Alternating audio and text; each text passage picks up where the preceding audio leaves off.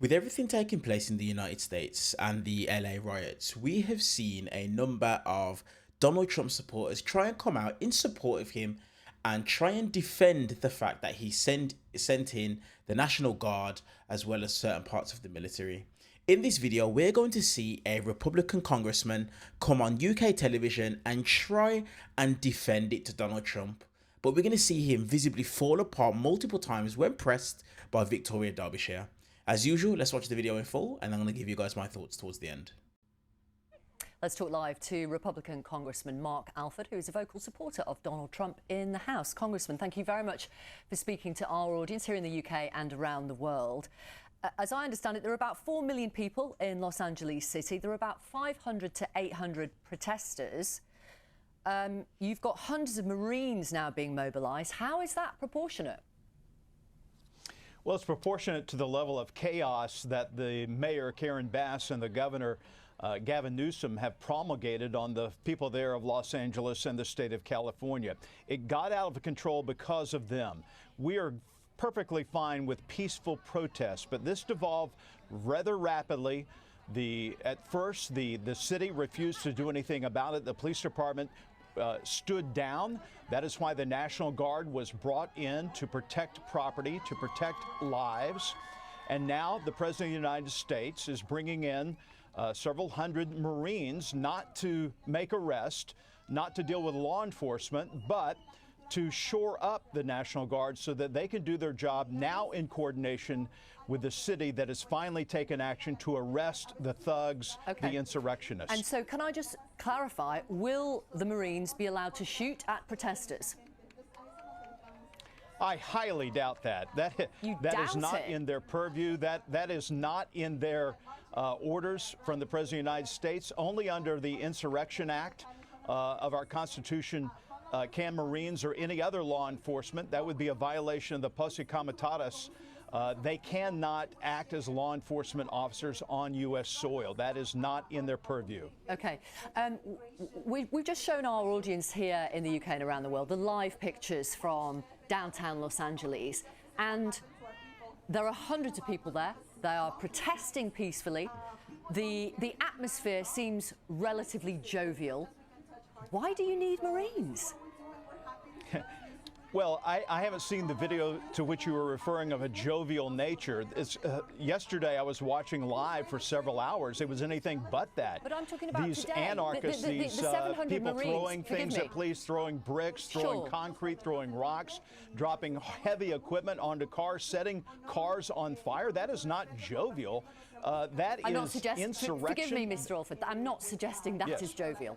I'm suggesting what we're showing, what you can probably hear in the background now, are protesters, and the atmosphere looks fine. Now, the mayor and the governor of California made it clear that the LAPD could cope. The LAPD, who aren't known to be shrinking violets, let's face it, said the protests were largely peaceful. It doesn't sound like they need the National Guard or the Marines. Well, you can't wait around, Victoria. It could quickly turn on a dime, or a pound, I should say, that this protest would change in a heartbeat. We saw that happen in the past 2 days. These forces that are being mobilized now, National Guard, local police, in coordination with the U.S. Marine Corps, that is coming in to shore up, not take any other action other than to help shore up these forces and provide support. It is there to try to quell this. Okay. You know, well, let me put the this to you, if I Democrats may. would try to say that President Trump has inflamed the situation by federalizing the National Guard. The people who fanned the flames on this was the governor, Gavin Newsom, and the mayor, Bass, for not doing anything to stop the violence. We are all about peaceful protests in the United States of America, but they crossed the Rubicon.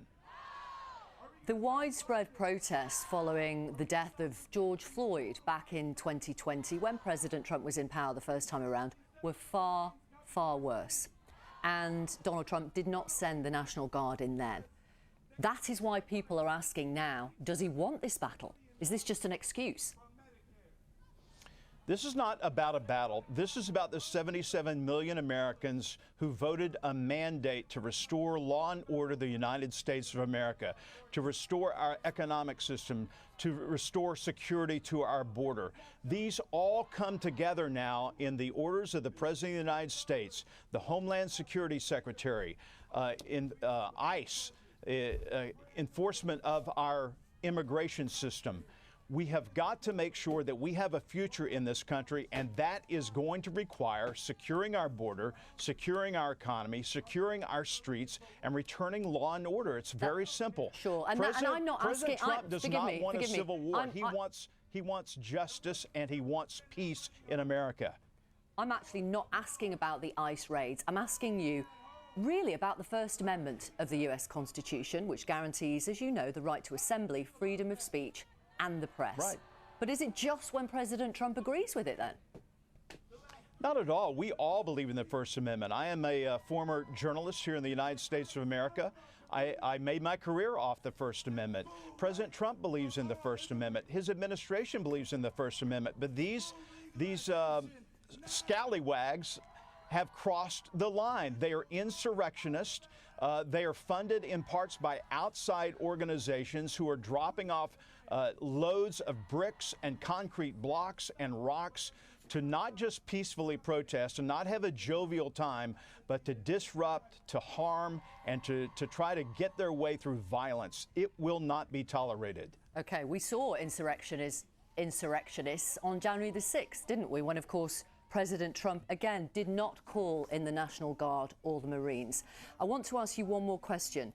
Has Gavin Newsom stepped over the line? Because, as you know, today, Donald Trump says he would have him arrested. Now, arresting political opponents is what happens in President Putin's Russia, isn't it? One clarification, Victoria, on your previous statement about January 6th. It is proven now that President Trump did authorize some 24,000 National Guard members to come on January 6th to the Capitol, and Nancy Pelosi refused those National Guard troops. She admitted on tape as to doing that. As far as Governor Gavin Newsom goes, I don't think he will be arrested. He is taunting the President of the United States of America because he intends to run for president.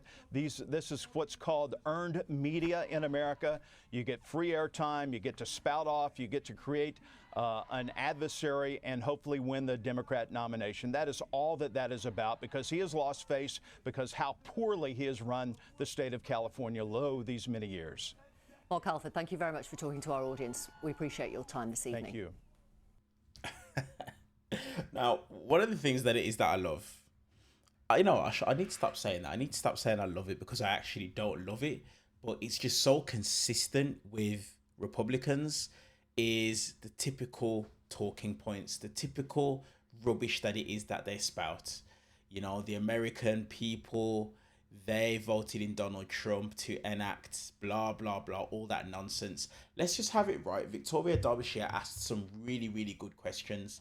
And the reason as to why she asked really good questions is because, like, there's multiple examples of things that were worse than some of these isolated incidents that are happening in regards to the LA riots. And look, that's one of the things that I want to say. We're not here trying to say that there aren't riots in LA. That's not what we're trying to say at all. But what it is that we are trying to say is that there's been other cases, George Floyd, January 6th, where Donald Trump was in charge and he never sent in he never sent in anyone. He never sent in anyone at all.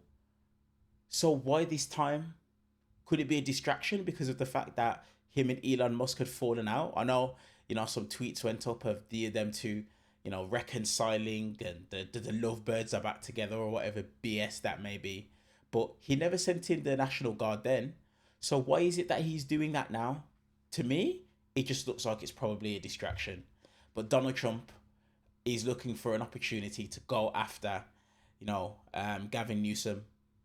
We've seen him put things out talking about he should be arrested, Gavin Newsom should.